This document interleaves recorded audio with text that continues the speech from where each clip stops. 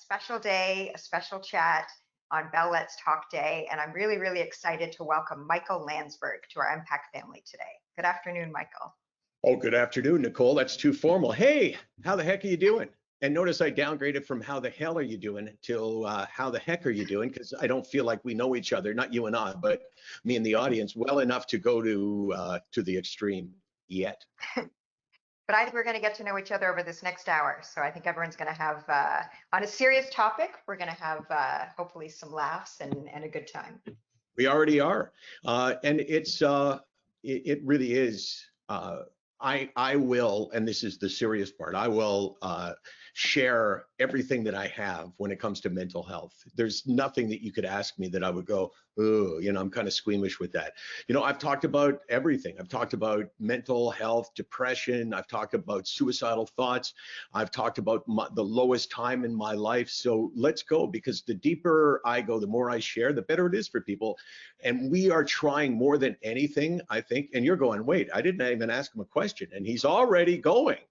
The most important thing that I want to engender in people who have battled this, and with, I don't know, 1,000 people watching right now, that there's 100 people who are watching for sure that have experienced depression and or anxiety. I want them to go, I feel understood. And that's the most empowering thing that we can experience. That's amazing. Yeah, because you're not alone. Nobody's alone in all of this. So Michael needs no introduction, but I'm just going to give a little bit of one. Many of you have seen Michael on the Canadian sports scene since 1984. In 2009, Michael shared publicly his decade-long, at that time, struggle with severe depression and anxiety. And Michael, you frequently use your platform on TSN and Off the Record to actually share your opinion on mental illness. So we really appreciate your candor with that. And we really appreciate you actually being here with us today. In addition, you've also started your own initiative and charity called Sick Not Weak, and I want to talk about that a little bit later.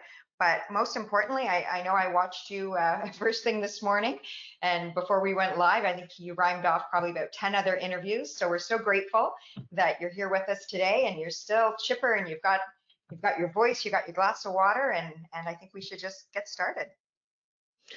Well, as glad as you might be to have me here, I can promise you I am equally glad to be here, and probably gladder to be here, because this is, like, for me, this is the worst thing I've experienced in my life, Nicole, is, and this is personally, not through people I've loved and cared about, but for me, the worst illness, the worst experience has been depression. But here I am on January the 28th at 1 o'clock Eastern time, talking to you and your group of people that you work with.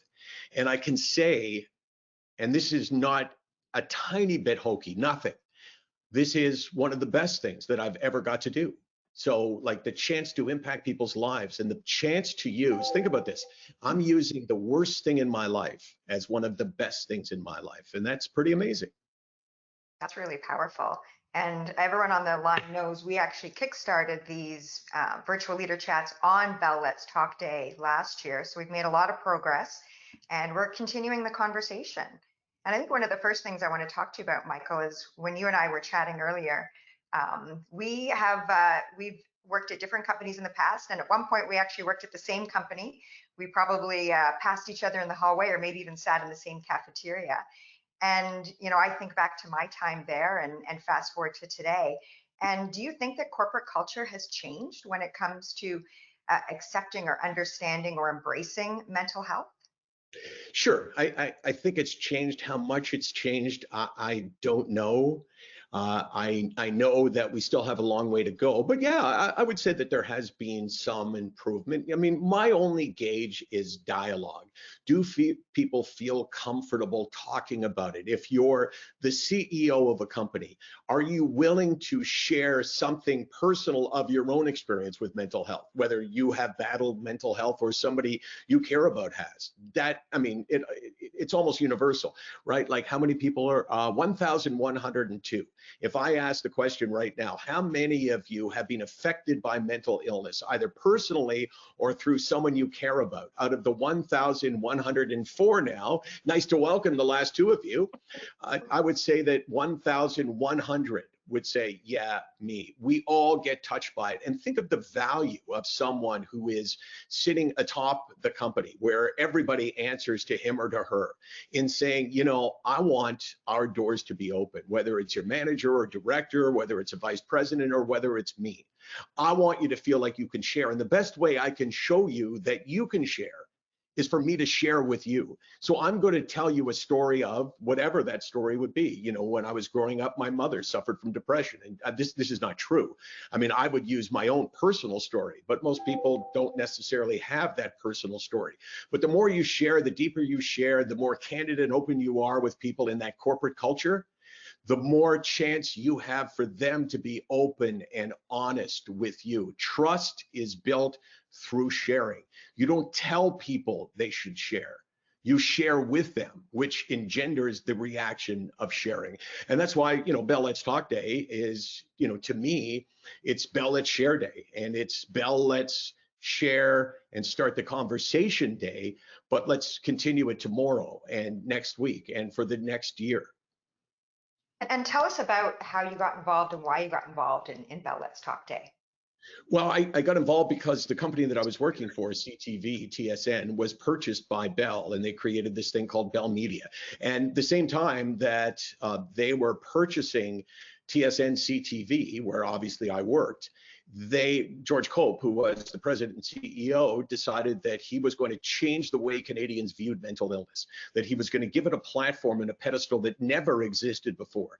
And they committed $52 million over 5 years to doing exactly that. And he told me, because now all of a sudden I'm working for this company, and you know, as far as I knew at the time, I was the only one who was publicly sharing his. So I knew they couldn't fire me for sure, because I was like the only one that was talking about it, and I would have played the mental health card. They fired me because of my mental illness. But George Cope said, he said, my goal is to change how we perceive mental illness. And he said, when we donated money to CAMH in that first sort of batch of money, and they put their sign, Bell, beside CAMH, he said it was the first time in Canadian or American history that a major company has associated itself with mental illness. And I think it's gone from taboo to, oh, we got to get some of that, right? Like every CEO knows that, whether they believe it or not, that the image of being a mental health safe place is a really good one. So yeah, you know, as I'm talking about it, I'm thinking to myself, yeah, you know what, corporate culture has changed. Oh, that's excellent. Now, Michael, you made a documentary a little while ago called Darkness and Hope, and we're going to share a link so all of our employees can see the full documentary. But I want to start with a clip, and maybe we can talk about it a little bit after. So maybe Justin or Carrie, if you can roll the clip for us.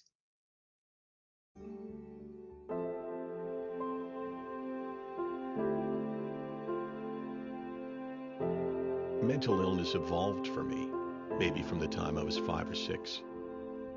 My earliest memories are ones of having real anxiety over not real things. That's the thing, you know, I didn't worry about the things that most people would worry about. I worried about the things that nobody else would even think about.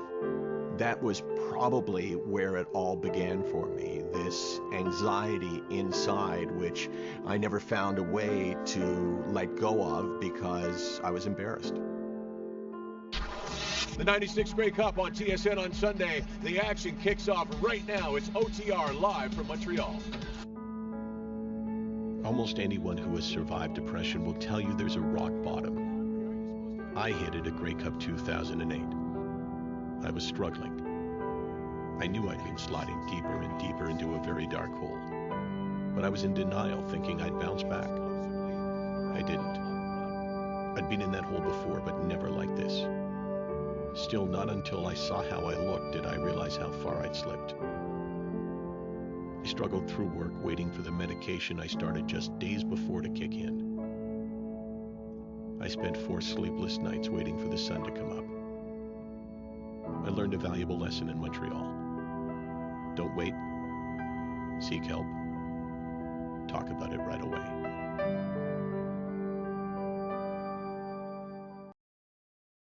Wow, it's so powerful. You know, Michael, when you go back and you look at that clip again, and talk about your anxiety at such a young age and for things that maybe you shouldn't be anxious about. How does it make you feel to see that now? You know, I had a million different emotions there. Part of it made me really emotional because my mom died a couple of years ago, and to watch her there in those different sequences, and to remember how much I adored her and how much she adored me. Um, I'm very good at blocking pain out, and that was both a joy and really painful. Um, but I use my mom's death to explain something. I mean, to me, almost everything ties into mental health because that's how I see the world. And when you try to distinguish between mental illness, like depression, and sadness, it's really important to say that some people who are sad are suffer from depression, and some people with depression are sad, but one does not mean the other. People say all the time, oh, we all go through it. And that really pisses me off. We don't all go through the illness of depression. We all go through sadness. And I can best explain it by saying, watching that and seeing my mom makes me sad, but it doesn't make me depressed. There is a huge difference between depression and sadness. And also, Grey Cup, I have this written on my arm now, which I didn't know you were going to show that, but this says November 24th, 2008, Montreal, Marriott Hotel, room 521, 4 a.m. in the morning. That shot of me in the hotel looking out the window, that was actually the room that I sat on the edge of my bed at 4 a.m. in the morning thinking, wow, I know why people take their own lives. And I wasn't really a risk to myself because I'd been through it before and I had some hope that I would get better. But I knew, like, flat out at that point, if you came up to me and said, hey, we have nothing that's ever going to make you better, you can imagine what I was thinking. Wow. Wow. And that goes along with the commercials you're seeing nowadays with the not today, not today. So I think people need something. And as you say, you went through it before, so you had hope. But it's the people that don't have hope because they haven't got the tools yet or the help yet, or maybe even have shared their story. Nicole, you just said something that I think it took us hundreds of years as a society to realize, that the single biggest thing when it comes to suicide, first of all, for a couple hundred years, we didn't use the word, right? It was like you would do anything but to say that word. You would never think of talking to your kids about suicide because I mean, this is horrible, but if your child is under 29 and your child is going to die of something, there's the second most likely reason would be suicide.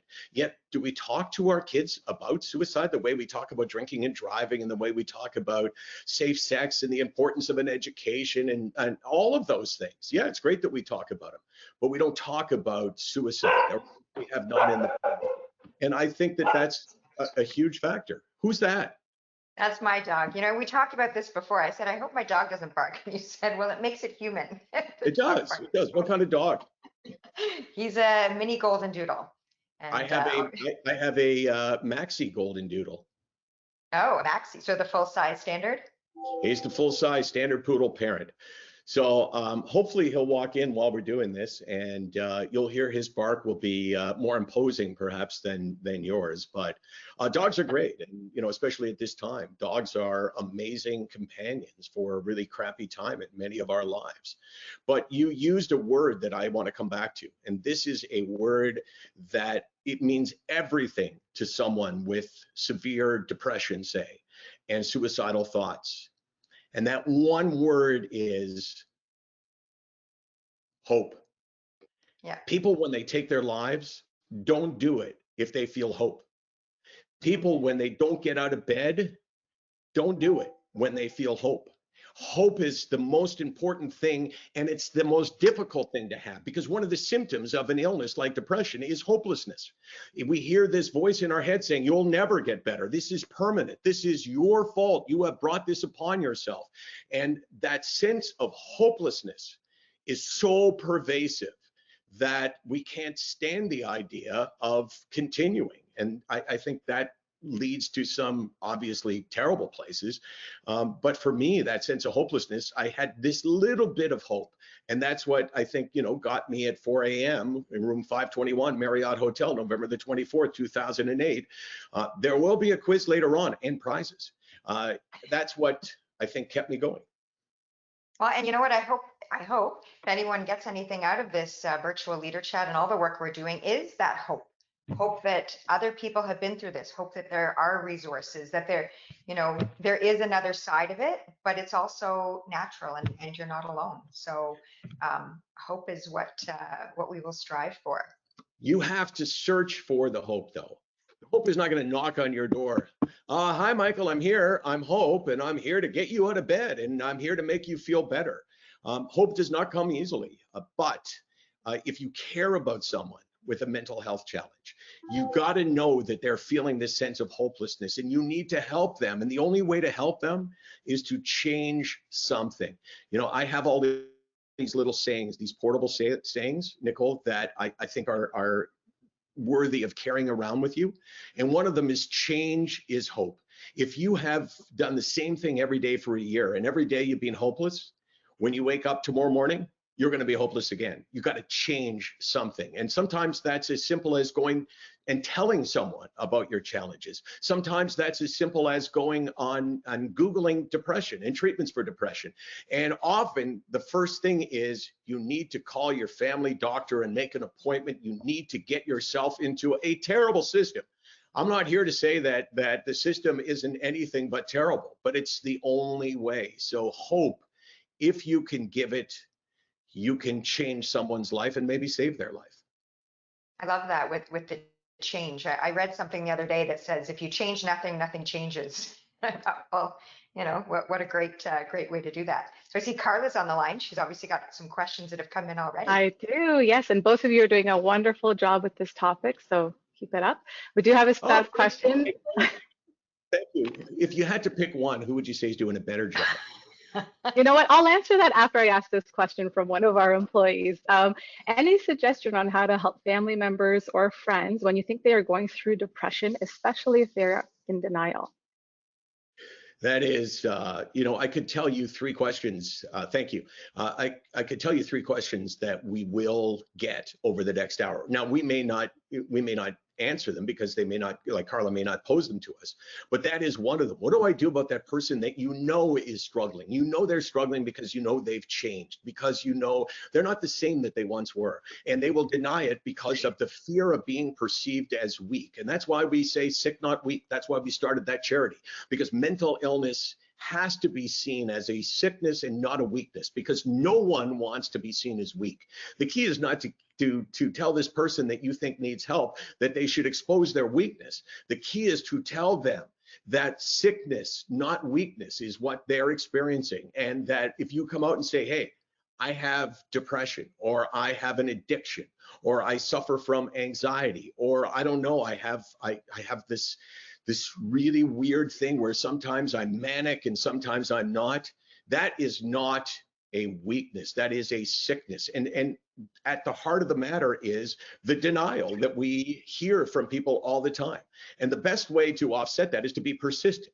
And for me, it's okay. I don't think that you're being honest with me, because I don't think you're being honest with yourself. So if I was talking to you, Nicole, and I was trying to convince you as my new BFF, I was trying to convince you that you should address this thing that's obviously going on in you, I would say, okay, well, you don't seem to accept what I'm saying, and that's okay. But you got to be honest with one person. You got to be honest with yourself. This is Bell Let's Talk to Ourselves Day. You need to ask yourself the question, a year ago or 2 years ago, did I feel the same joy in my life or do I feel the same joy in my life that I did 2 years ago? Do I have that same bounce in my step that I had 2 years ago?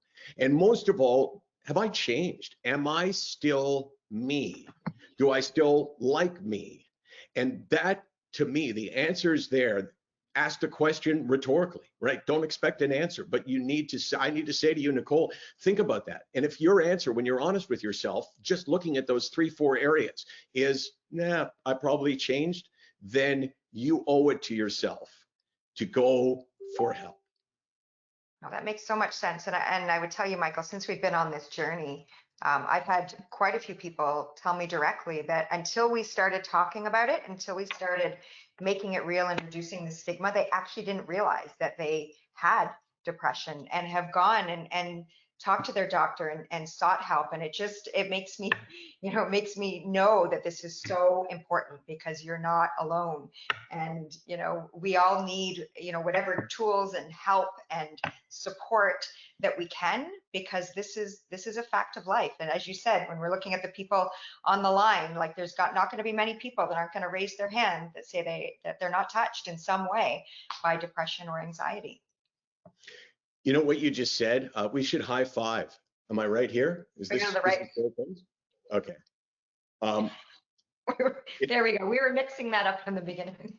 Yeah, because sometimes you're on this side, sometimes you're on this side. I don't know. You're messing with my mind, Nicole. Hello, just stay where you are. But what you said is kind of what you strive for. And I call it when I say I call it this, I'm just making this up. I haven't called it this before. But it's the, oh my God, I think he's talking about me syndrome, where here's someone like me talk. And I say, okay, this is what depression is like for me. Depression is the loss of the ability to experience joy. So it's not that I don't have good things in my life. It's that I can't feel the joy from them. I can't feel the basic joy. In the morning when I take a sip of a cup of coffee, this brings me joy, right? It's not like I go, oh my God, oh, that was so amazing. It's just this little feeling that makes us human, right? This feeling of, oh, well, that was nice. If you can't do that, if you can't experience that, and you once did, then ask yourself, are you okay? Do you have the same self-esteem? I know for me, if this is a bad day, if this is one of these 3 days, when the month starts, I don't have any marks on my arm. And when I have a bad day, I put a mark on my arm. This is success. This is hope. You want to know hope? This is hope right here and right here. There could be 25 other marks. There's only 3. And when I'm having one of these days, I don't believe in me. If I had committed to doing this with you, I would show up for sure. And I would pretend like everything's okay. But as I was talking, it's like there would be subtitles in my head and they would be saying, you suck. Oh my God, people are rolling their eyes. Oh my gosh, is this all you have to offer? All of us with mental illness have our self-esteem affected. Not some of us, not most of us, all of us. And there's 2 other things that we all feel: the sense of hopelessness that we were talking about before, and the sense of loneliness. When we realize that, I kind of feel like I'm the only one, right? Nobody can understand this. Why should I talk about it? I'm a loser, right? I'm the only one that feels this way because I'm the only one that let this happen to them. Those 4 things, loneliness, hopelessness, loss of the ability to experience joy, loss of self-esteem, are universal. And so it's what was the syndrome again? How did I refer to it? Oh my gosh, he's talking about me syndrome. So that's why I went through those 4 things right now without breathing, by the way. Very impressive. It was very impressive. And you're very visual with with everything. And I just saw something on your shirt. So maybe I imagine you have a visual message on your shirt you might want to share. That's great. Fight for your happiness. Because it is a fight, right? You have to choose you. Nicely put. I kind of feel like you're showing me up a bit on this thing. You know way more about this subject than most people do, and it's kind of pissing me off, to be honest with you. Fight for your happiness. I remember when I first shared my own battle on Off the Record. It was 2009. I haven't told this story yet, right? No. And as weird as that sounds, like I did 14 interviews before, and you don't remember what you've told now as opposed to before. So I started speaking about mental health for the first time on television in 2009, when I was coming out of 2008, the worst year of my life, where I had literally nothing that felt anywhere near anything other than torturous. Whoa. Are you feeling joy from the coffee? Oh, it's actually tea, but when you were saying that, sometimes I go, oh, I love coffee. But this is tea. I'm in the Yeah, afternoon. it doesn't work as well with tea. Nobody No. loves tea, except for the kids. Okay, so I started talking about this, and I started getting people reaching out to me all of a sudden, right? And it was like, wow, I can't believe I impacted anyone's life. And I mean, really, I was so shocked by it. And ultimately, one of the first things that I wrote in corresponding with people who said, hey, I watched you talking about your battles with depression, and I wanted to let you know that I'm going to share something with you that I've never shared with another human being. Like, imagine this. This was in October of 2009. Somebody who works on Off the Record goes and looks at the emails every day. And a lot of them, like are, hey, do you think the Leafs are going to win the Stanley Cup? Or, hey, do you think this? Or, hey, Landsberg, you suck. I hate your guts. Go get another plastic surgery. That's the kind of thing that I would get letters saying to me. But these were the opposite. The day before, I'd spoken briefly about depression.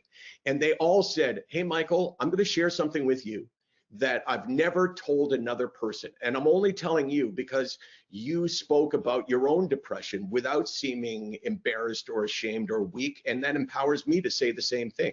And I'm reading all these letters and I'm going, oh my God, that's crazy. Like, really, just from talking, it made that much of a difference. So that's kind of how I arrived at this. How it all started. Don't you find that amazing that, you speak out and then strangers actually come back and speak to you?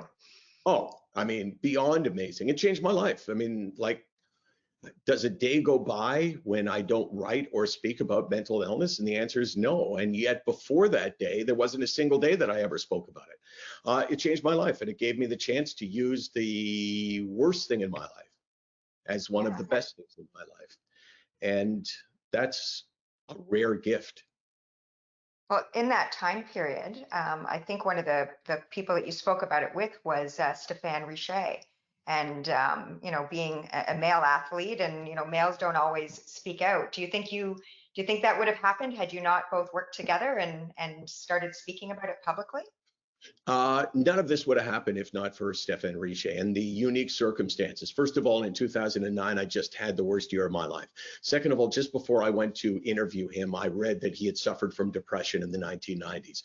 Third of all, I asked him to come out of the green room and talk to me for a second.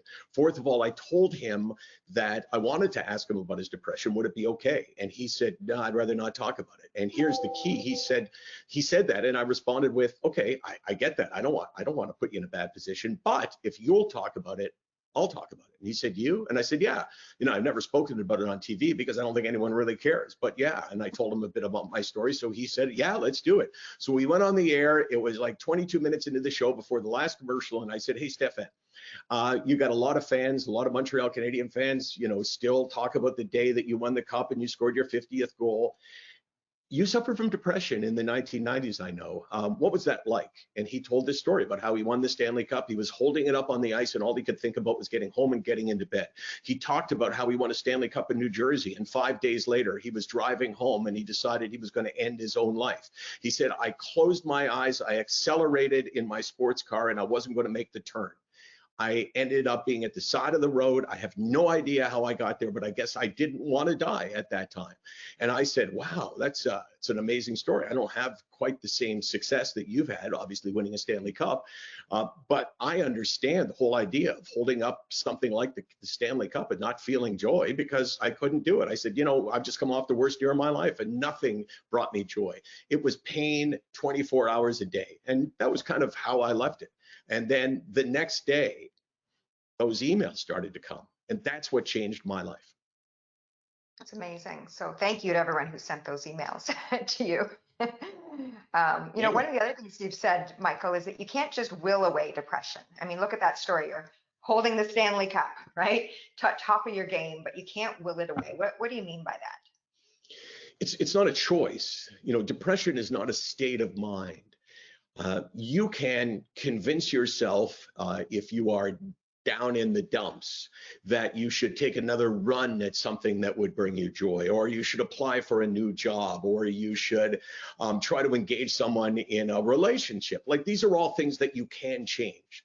But depression has to be seen as an illness, like Parkinson's disease. Would you ever say to someone with Parkinson's, hey, you know, if you try really hard, you could probably will this away. No, they would look at you and say, you're an idiot. But that's the way it sounds to me when you talk about depression.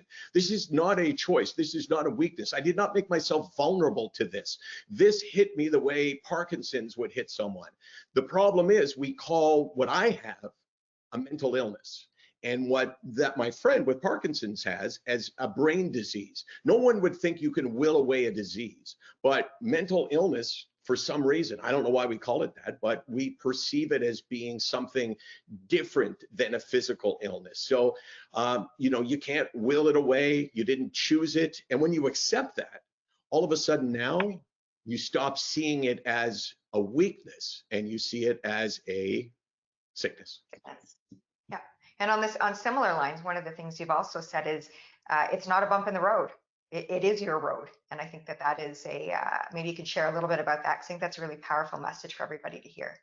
Yeah, you know, a bump in the road is when you apply for a promotion and you don't get it. That's a bump in the road, right? You know, a bump in the road, there's all kinds of them. This is not, we need to see it as an illness. That it, you know, it doesn't come and doesn't go. It's an illness that is with us, and it will stay with us until we get it treated. And until you accept that, you will probably hide your illness because somehow you believe that it's your fault. That's crazy. You know, we spoke a few minutes ago about men, you know, not speaking about it. The other thing we're hearing more and more is children who are battling with mental illness and high suicide rates there. So what can we do to help children and even help other people just talk about it and get the support and help that they need? Nicole, I'm going to do something now I've never done before, ever in the history of my career. I have to go pee so badly. I've been drinking coffee and I've been on. Can I take? You know what? We're going to put a poll up. We're going to put a poll up while you go and do that. Yeah, because we're flexible. We're an agile organization. So you're going to do that. And okay. Maybe we'll mute him, Justin. Okay, so while Michael is having a bio break, we're going to talk about this poll. So how comfortable do you feel talking about mental health with someone you know? Do you feel very comfortable, somewhat comfortable, or not very comfortable? While you guys are filling that out, you know, Michael and I were talking before, and you know, as you can see, he's a very fun individual, and we said we're gonna have as much fun as we can with such a serious topic and make it real. So when I joked about my dog barking, which he did, and now he's taking a bio break, but we are just gonna roll with it. So give everyone a few minutes to do that, and if you have questions, maybe Carla can pop on with me, and we can have a little chat as well. See if there's anything new in the chat function.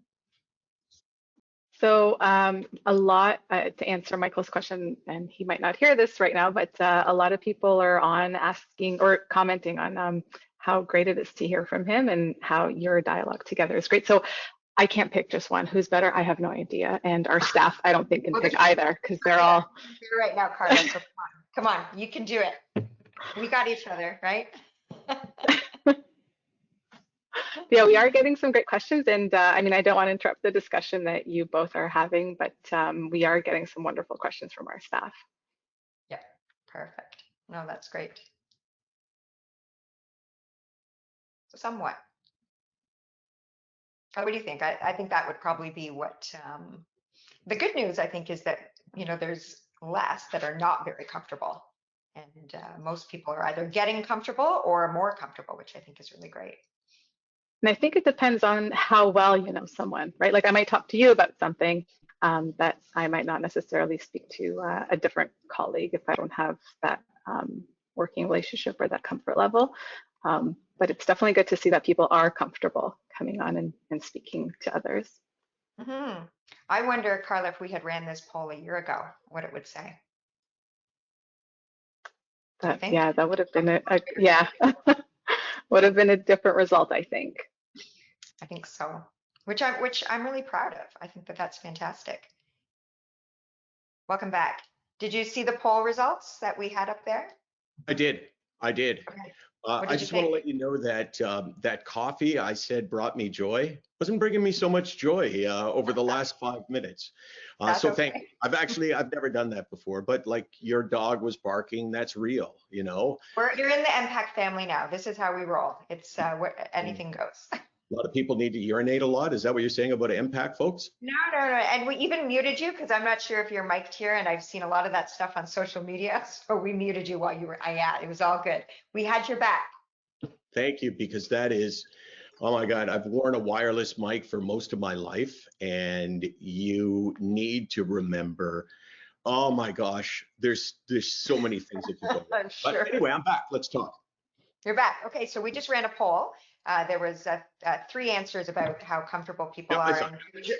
yeah, so I was pleasantly surprised with that most people are either somewhat comfortable or very comfortable, and the minority was not comfortable.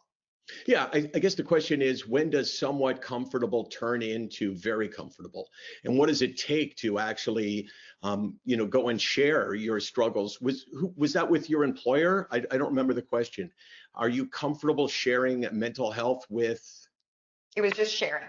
It was just Okay. an open-ended sharing. So when do you feel comfortable enough to share? And I think when you hear enough people talking about it, and it's clear that when it comes out of their mouth, it doesn't sound bad. Like people, like no one's going to listen to me and go, wow, I don't want to sound like that, because I don't sound weak, right? Because I'm not ashamed and because I'm not embarrassed. But when you hear people tell this story, like,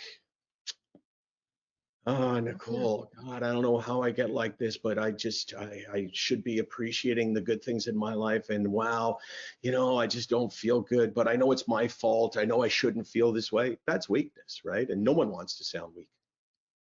Well, when it comes to sharing, Michael, I know when you first were battling with it, the only person that you told was your wife.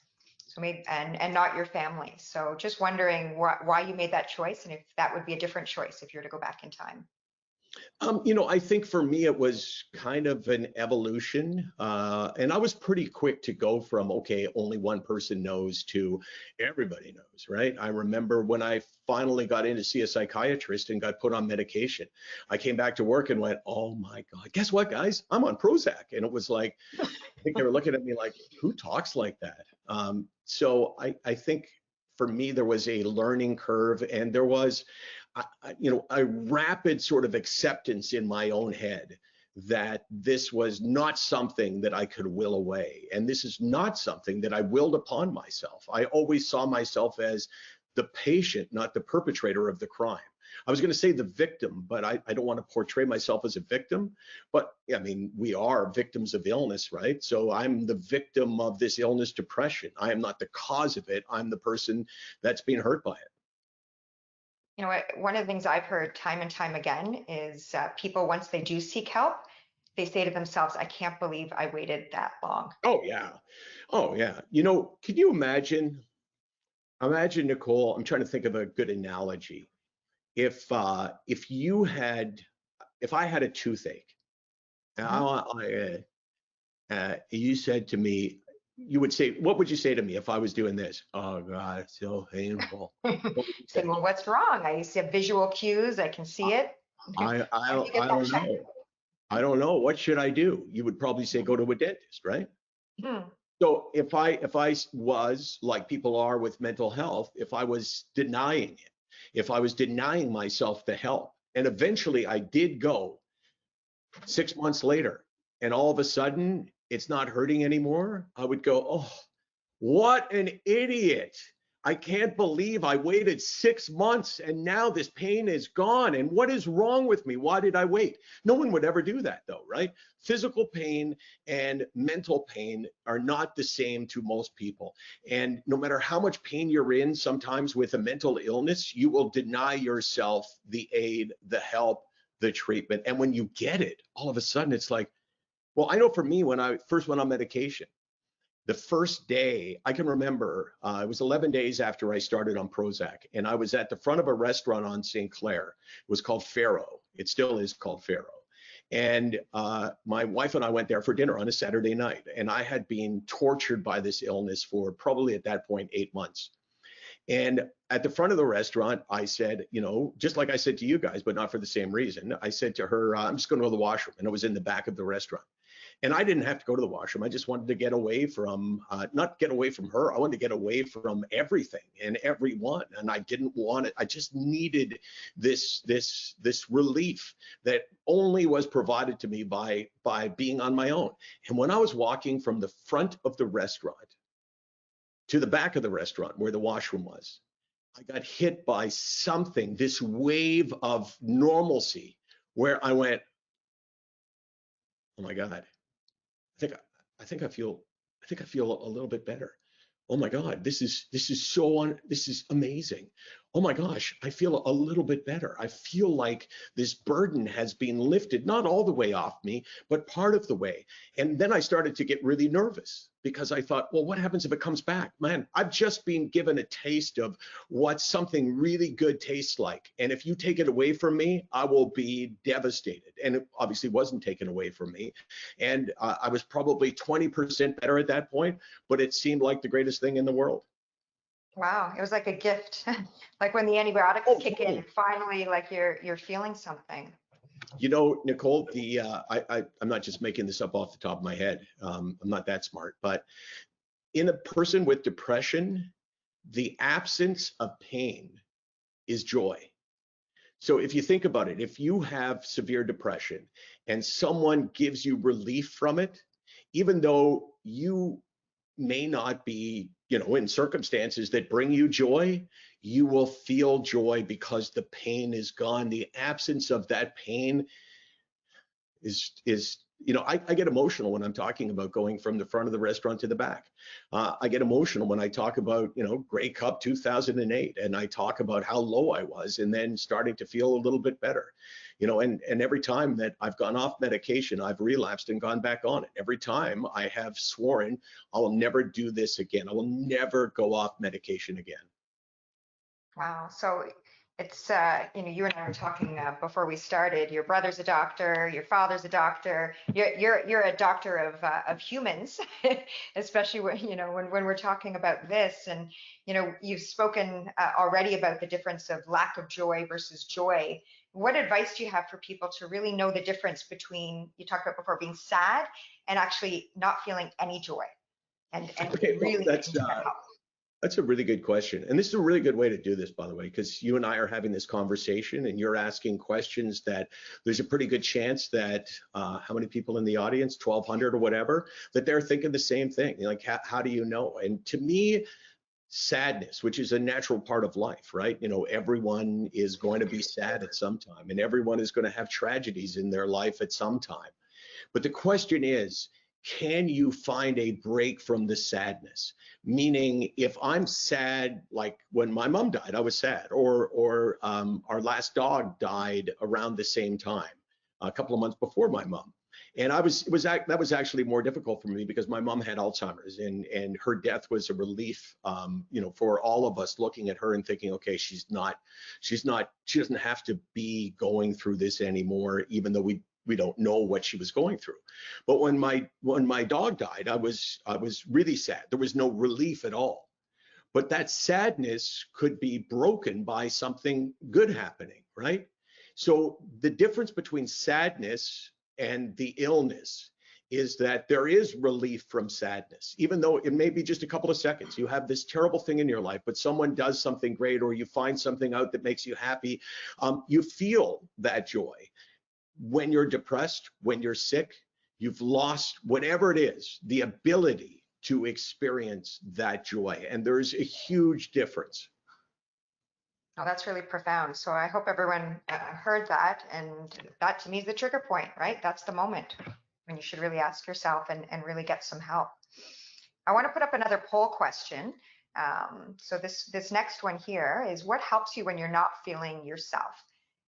So we all know we need to do things to help ourselves in all these different moments. So we've got some options of self-care, exercise, physical activity, meditate, talk to someone you trust, or talk to anybody. Let's Talk Day, talk to us, or something else. Put other, and maybe send your comments into Carla, because, you know, as we spoke about this whole virtual leader chat, Michael, like we need to put ourselves first and we need to look for our signals. And I think a lot of us outside of seeking help probably do some of these things. And I'm sure some of them might help with the periods. And some of them I think are probably part of a routine as you're recovering.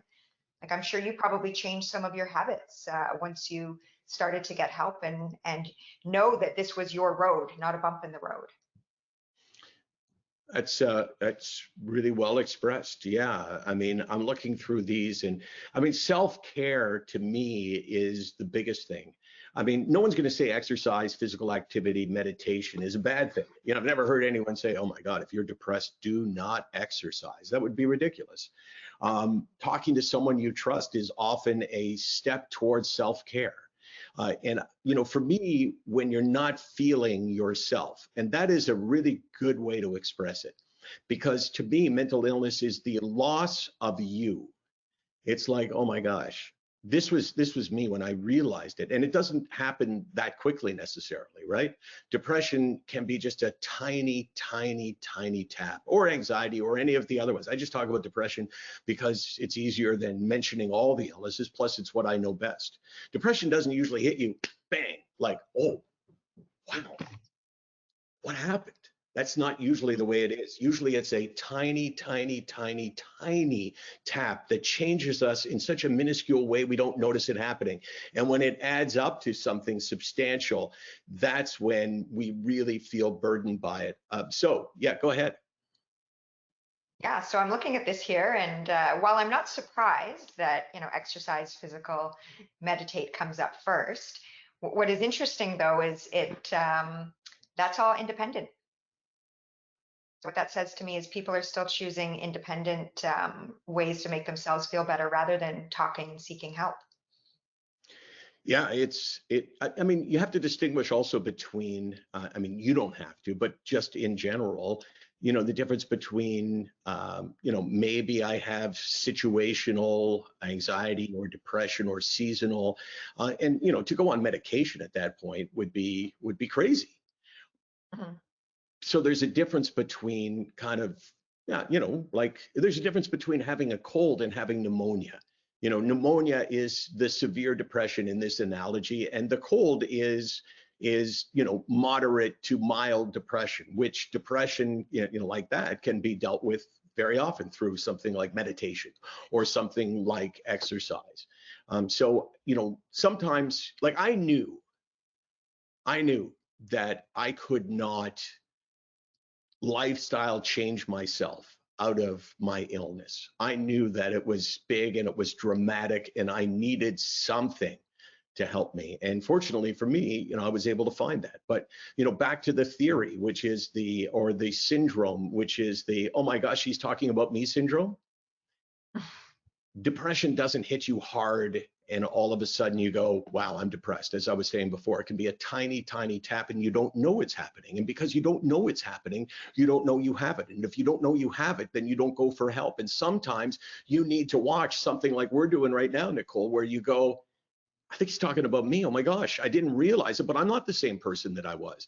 It's like, you know, you take a bath and you're in the bath and the bath is nice and warm and you go, oh, this is perfect. And then after 6 minutes, you go, it's not perfect anymore. You didn't notice it changing.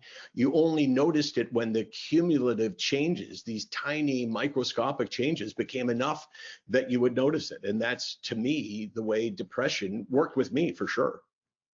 And that's probably why it's never been defined as a sickness before, because when you get sick, you get sick. You cut your arm, you break your leg, it happens. But this is this slow progression. And it obviously takes a moment or a trigger when you say, this isn't right. Something's got to give. I need to get help. Right. So I think Sometimes it takes a friend. That's a great point. I've actually never thought of it the way you just said it, which is, you know, one of the reasons why, you know, depression isn't taken seriously is that it can be so gently changing you. And things that happen gently and not profoundly, I think, are probably taken less seriously. So I think sometimes it takes a friend to say to you, hey, are you okay? Yes, I'm fine. This would be the conversation. Hey, Michael, you okay? Yeah, I'm fine. You don't seem like yourself. I'm fine. No, I don't think you are. And I don't think you are because you don't seem the same.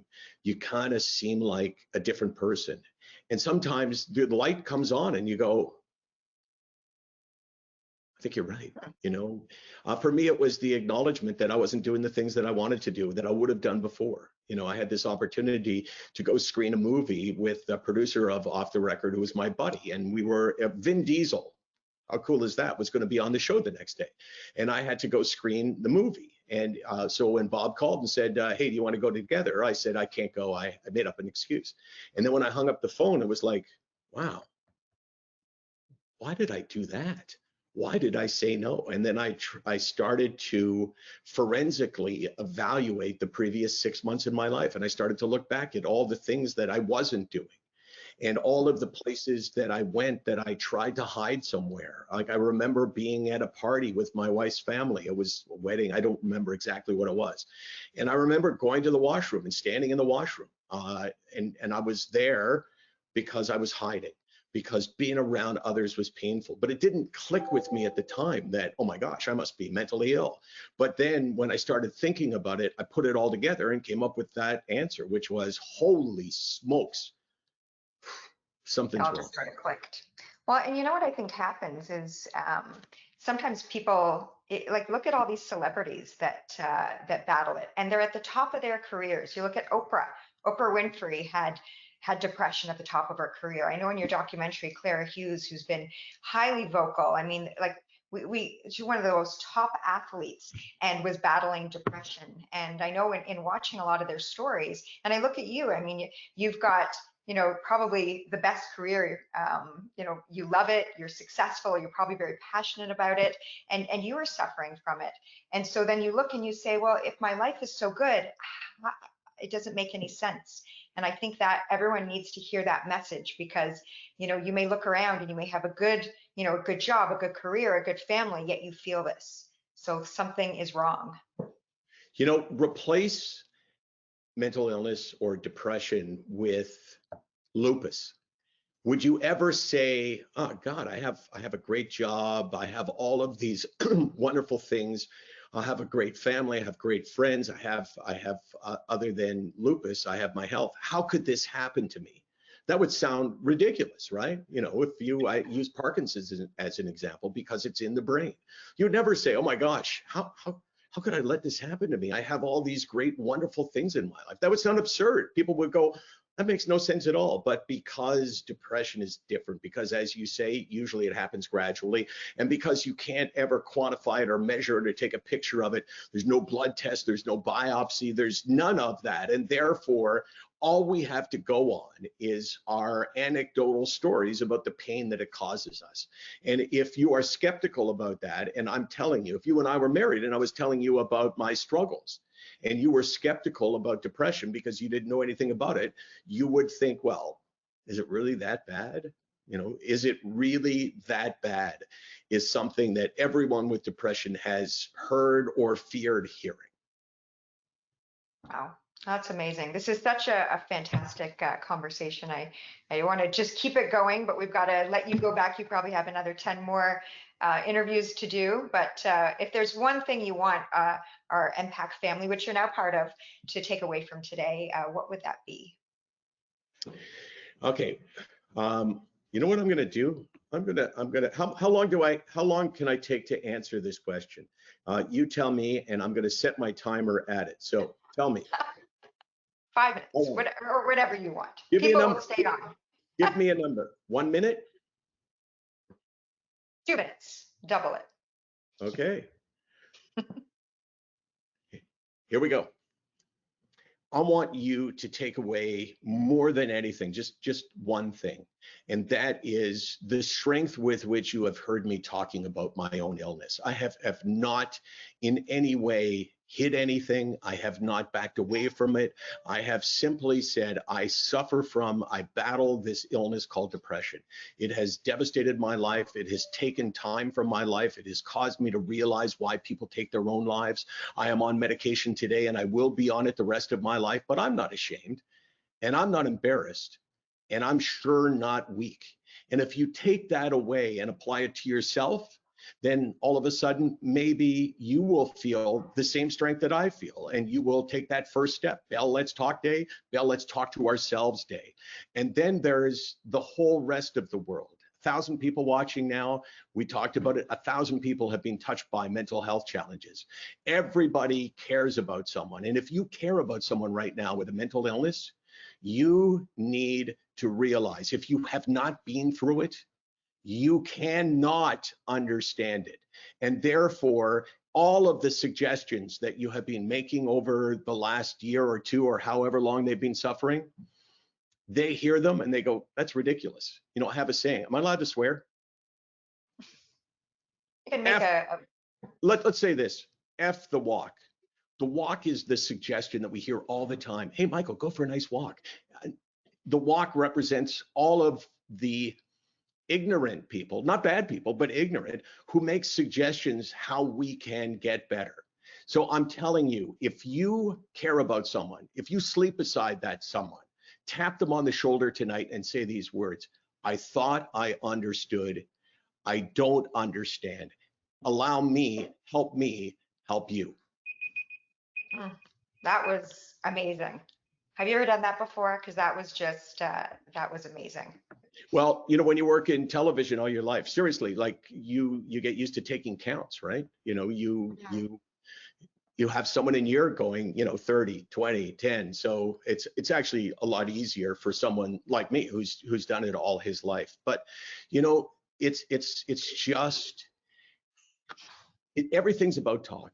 You know, like I said, if you talk at the dinner table with your kids and they're teenagers and you say, you know, the second leading cause of death for people your age is suicide. It's not like you're planting ideas in their head and they're going, oh, wait a second here, suicide, I could take my own life. Everyone knows about it. No one wants to have these thoughts. These thoughts happen. And if your kids or your coworkers or people that work for you or with you, if they understand that it's okay to talk about something like that, then there's a better chance that they will talk. Talk, not because it's Bell Let's Talk Day. I mean, I do this 365 days a year. It's that talk is the enemy of depression and suicide. And we have too much of that now to ignore the fact that we need to talk about it. No, thank you. And you know, one thing I'm going to say, this is my word for this year, Michael, is courage. And to me, courage means not that you're afraid, but you go for it anyway. And what you just did there in your 2 minutes with such confidence and conviction and spoke about it and no shame, it is what it is. I'm moving forward. That's courageous. So thank you. Thank you for joining us. Thank you for sharing your story.